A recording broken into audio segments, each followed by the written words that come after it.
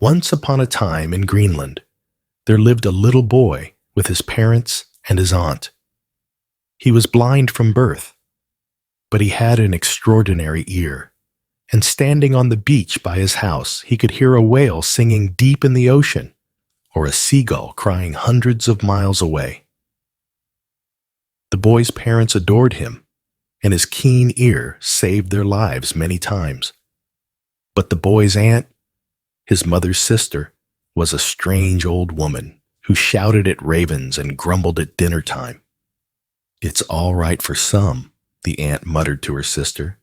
"You have a fine husband and a decent son, while I have nothing." What was that, sister? Nothing.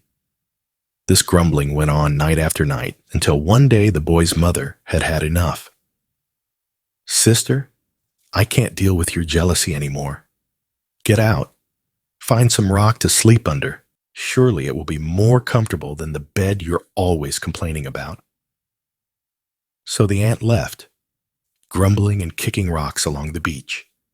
She walked for days, following the edge of the sea, shouting at any ravens she saw and spreading her miserable words along the coast. Finally, she returned to her sister's house, and for a while they had peace. But it wasn't long before the aunt's constant grumbling became too much, and she was exiled again. The boy tried to talk to his aunt, but while he heard her words as keenly as knives, he could never follow their meaning. Her sentences, like her feet, wandered without purpose, and the more the boy tried to understand her, the angrier she got. One day in late summer, during one of the aunt's periods of exile, the boy and his parents sat near the mouth of the river. The father had seen that the whales had come in to eat in the distant sea. "There's 5 of them, I think," said the father, trying to see as best as he could. The boy sat down and listened with his keen ear and counted exactly 6 whales shooting their water into the air. "Are you sure?" said the father. "Very sure," said the boy. "You've never been wrong before," said the mother, and she kissed her son on the head. Meanwhile, the aunt sat behind a rock and watched them. How easily she could have come and sat with them. They would have been happy for her to join them. But instead, she stared and grew so angry that she yanked at her hair, picked up rocks, and chewed on them. "What's that noise?" said the boy. "It's probably just a raven," said the mother. "No, it sounds like someone chewing." They followed the boy and saw the aunt running away, yanking at her hair, as pebbles fell from her mouth. That night, there was a great storm. The aunt was still wandering the coast, and the storm came in so quickly that she had no time to find shelter. The boy lay in bed, woken up by the thunder. His hearing was so keen that he could hear each individual bolt of lightning, as well as the sound they made upon hitting the ground.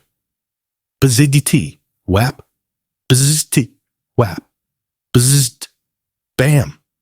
The boy shook. That last bolt of lightning hadn't hit the ground. It had struck something small and weak. "Oh," he cried, "my aunt has been struck by lightning. My aunt is lying alone on the beach." His parents woke up and listened to his words. When he had announced such things in the past, he had always been right. And sure enough, when they came to the beach the next morning, they saw a horrible sight. Along the rocks lay a dead seal. No, not a dead seal. It was the aunt, wrapped in a sealskin coat. Her skin was covered in black marks, and she moaned in pain. They ran to her, picked her up, and carried her home. "Son," said the father, "you must look after your aunt all day and night. Here is a bowl of water. If any part of her coat or her skin catches fire, put it out." "Yes, father." The boy stayed by his aunt's side without moving. When she grumbled and moaned, he sang her songs. When she tried to get up, he gently held her down. He brushed her hair, which was stiff and burnt like raven's feathers. When he touched her forehead, it burned with a fever, so he put a damp cloth on it. Later, he brushed past her arm and felt a strong heat coming from her elbow. He checked her forehead, and the fever was gone. It had migrated to her elbow.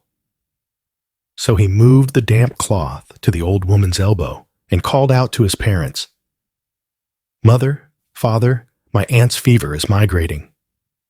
"Yes, son, that happens sometimes," said his mother. Sometimes a lightning-struck person has a migrating fever. Sometimes a lightning-struck person also gets very thirsty. There is no thirst as deep. In fact, if you're not careful, my sister may try to drink seawater. The mother and father went back to sleep, and the boy fed his aunt some water. Then he touched the elbow and found that the fever was gone. It had migrated to her feet. So he tore the cloth in half and wrapped his aunt's feet in the pieces of damp cloth. Throughout the night, the fever migrated, and by the morning, the boy had bathed his aunt's entire body. The boy, tired from caring for her, fell asleep, and the aunt woke up to the morning light. "Ah, it's good to smell a cooking fire first thing," she said. "That's not a cooking fire," said the boy, slowly waking up. "That's your coat. You've been struck by lightning." The boy put out the aunt's coat, but the woman reacted with rage. "Struck by lightning? I don't believe it. I could never be struck by lightning." She jumped out of bed, tore her coat apart, dipped the pieces in fish oil, and threw them to the ravens. Then she ran away, screaming into the cold morning air. "Aunt, come back!" cried the boy. But the old woman did not listen. The boy woke his parents and explained what had happened, and they searched along the coast for the aunt. They searched all day, but could not find her. In the night, they heard a windstorm blowing. Finally, the next morning, as they stood by the mouth of the river, the boy heard something. "I hear someone walking along a rocky beach," he cried. "It is my aunt. Let's go." They ran towards the beach, but when they came near, the boy's parents held him back. "What's happening?" he cried. "Oh, son," said the father. "The beach is covered with animals that the storm pulled in from the sea last night. There are rotting seals, rotting fish, and a huge rotting whale." "Something is eating them," said the boy. "The ravens? Only ravens would eat such disgusting food." "No," said the mother. "It is my sister." For a long time they stood in silence, and the only sound was the ant eating the rotten flesh in the distance. "Leave her," said the mother, and turned to walk away. "But it is your sister," said the father. "Let her be exiled forever. We cannot live with a monster that eats rotten flesh." "But she is my aunt," cried the boy. The mother hesitated, then nodded. "Then you two capture her. I know she will not come easily." And so it was. The boy and his father walked slowly up to the aunt, and they tied ropes around her and dragged her home. "Let me go! Let me go!" she cried, but they did not listen. By the time they got her inside, the aunt had fallen asleep. Exhausted from her wanderings, she stank of rotten flesh. She slept all afternoon and into the evening. Over supper, the boy asked what they could do. His father sighed. "Lightning-struck people are unpredictable. All we can do is feed her soup and put her out if she catches fire again," said the mother. "But I smell winter in the air," said the boy. "Yes," said the father. "The edges of the river are beginning to freeze, and soon the sea will too." The boy, the father, and the mother eventually fell asleep. But in the middle of the night, the aunt woke up. She muttered and grumbled to herself, chewed her shirt, and finally got up to go outside. The boy heard her chewing and woke up. He saw his aunt leave and got up to go follow her. Whether or not this strange behavior was due to the bolt of lightning that had struck her, or simply the coming of winter, the boy could not leave his aunt to wander alone in the night. Before he left, he grabbed a stick he had been whittling for days. He was whittling it to make a harpoon, but for now, it would make a good walking stick. He followed his aunt towards the mouth of the river, and it began to snow. The old woman stayed close to the water, and the boy followed her with his walking stick, keeping as quiet as he could. Not that it mattered. Only the boy could hear anything over the wind and the snow. They walked until morning to the mouth of the river, then along the beach, back to the river, and then south along the riverbank. Finally, the aunt sat down to rest, and the boy sat down not too far from her. The snow grew thicker and thicker until the boy could no longer be sure if his aunt was there. "Aunt? Aunt," he cried. "Are you there?" The aunt was shocked to hear her nephew and pushed about in the snow until she found him. She was equal parts glad and furious. "Why did you follow me?" she cried. "You could have died. I came to take you home, where a warm bed and soup wait for you. Why did you leave?" "Nephew, don't you understand? I've been kissed by a bolt of lightning. Now my mind turns like a snowstorm, and I eat rotten flesh. This is terrible for me, and even worse for all of you. And my thirst, oh, the thirst! I have had my mouth open this whole time to eat the snow, but it is not enough. I am going to walk to the thickest ice, cut open a hole, and drink the water inside. Only that water will cure my thirst. But it is winter. How will you survive?" "I do not know," said the aunt. "And now I must take care of you too, for we have gone far further from the village than you might think. There is no way you or I could find the way back in this thick snow.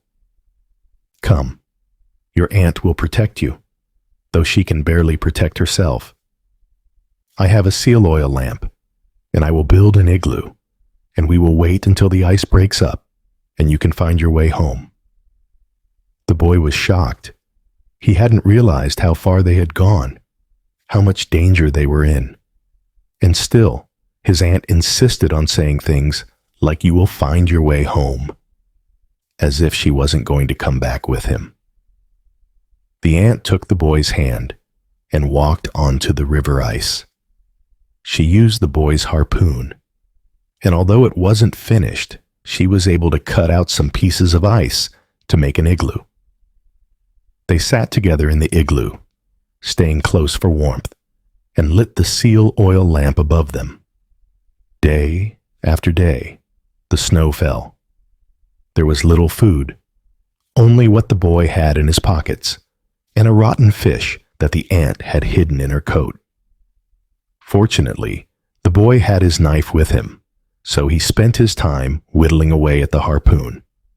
He was so bored that he whittled the faces of seals, birds, and whales into the harpoon, and even whittled in the faces of his mother, father, and himself. "I see you did not whittle my face in," said the aunt. "You know I do not belong. I did not whittle your face in because I'm going to give you this harpoon. You will be able to see the faces of your family wherever you go." Said the aunt, and said no more. For the rest of the winter, they caught and ate fish, although the aunt let her piece rot before she ate it. Finally, one day, the boy heard the sound of the ice breaking up. "It's finally spring," he cried. "Let us walk to the edge of the sea." And so they did, and sat, and listened to the ice breaking up, as loud and as clear as thunder. Tears filled the boy's eyes because he knew his time with his aunt was coming to an end. As much as he loved her, it was clear that she did not belong with them. "Oh," cried the aunt, jumping to her feet. I can't wait, I can't wait. Goodbye, nephew. She jumped into the sea. The boy moved quickly, tying a rope to his harpoon. He listened carefully to his aunt swimming about. Then he threw the harpoon into the water. He hoped that it would strike his aunt's coat, that he could pull her to safety. But instead, it went straight through her lip.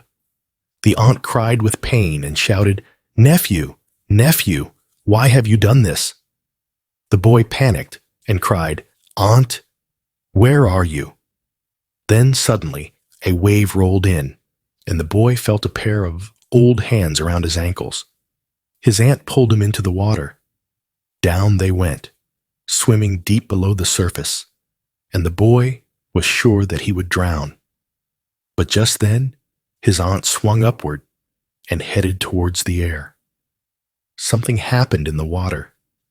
The boy could not see it, of course, but he felt it, stronger than any bolt of lightning. A power ran through his aunt and made his skin shake. The harpoon shook as well, growing longer, changing, until they burst out of the water. The cold air hit the boy's face, and he gasped. He grabbed for the harpoon and instead held on to something hard and rocky. It was a tusk. Where the harpoon had struck his aunt's lip, there was now a long, beautiful tusk. The boy felt the beach was near and let go, dragging himself towards the sound of the ravens. When he had caught his breath, he heard a strange noise. It was like a knife kissing rock. What is that sound? It is I, cried the aunt, although her voice sounded different. I am rubbing my tusk against the rocks to make it sharp. Oh, how wonderful this tusk feels. Come, nephew, and feel what I've become. Slowly, the boy crawled towards the water and reached out to his aunt. Where he expected old, hard skin, he felt the smooth skin of a whale. Yes, I am no longer human, said the aunt. I have become a narwhal, and I am the first of my kind, a narwhal with a tusk. Just as the lightning struck my body, this magic will strike my species. From now on, all my kind will have tusks. But aunt, said the boy, feeling the shapes whittled into her tusk, will they all be so beautiful? No, said the aunt softly. Only I will have a tusk, bearing the faces of my family. And that is how you will know me. When you see me swimming through the waters, look for this tusk, and you will know that I am home. But aunt, said the boy, I am blind. I cannot see. The aunt laughed. Nothing is impossible, nephew. Listen. The aunt rubbed her tusk against a rock, slowly and gently, and the faces of the family made a wonderful sound. It was almost music, a song of their history. Just as it was filled with joy, it also rang with pain and sadness. It was no real tune, and yet the boy had never music so sweet. Goodbye, nephew, said the aunt, disappearing into the water. The spring lightning storms will be coming soon, and I do not wish to feel its kiss again. I must go and find my people. Goodbye, aunt, the boy cried into the sea, and may you always swim quickly. The boy listened to his aunt swim away until he only heard the cry of the ravens. Then he ran home and told his parents all about the beautiful creature his aunt had become.